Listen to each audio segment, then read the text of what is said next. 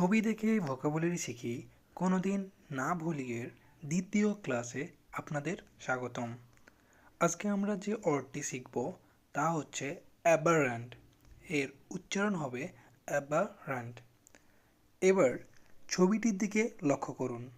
ছবিটিতে দেখা যাচ্ছে অনেকগুলো সাদা ভেড়া সবাই একসাথে একই পথে চলছে, কিন্তু একটি লাল ভেড়া রঙে আলাদা, দলে নেই, সেই সাথে ভিন্ন দিকে ছুটছে।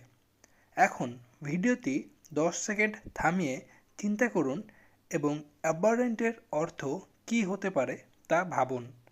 তাহলে আমরা বলতে পারি অ্যাবারেন্টের অর্থ স্বাভাবিক নিয়ম থেকে সরে যাওয়া বা অস্বাভাবিক।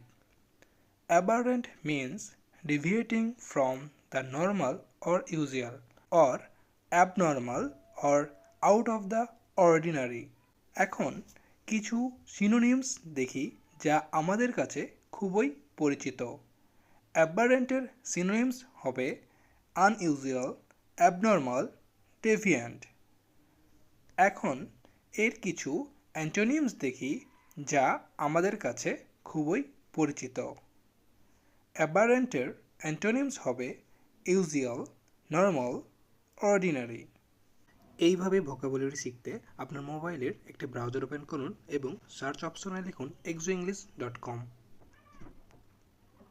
সার্চ করুন, স্ক্রল করুন, ভোকাব হ্যাকসে ক্লিক করুন।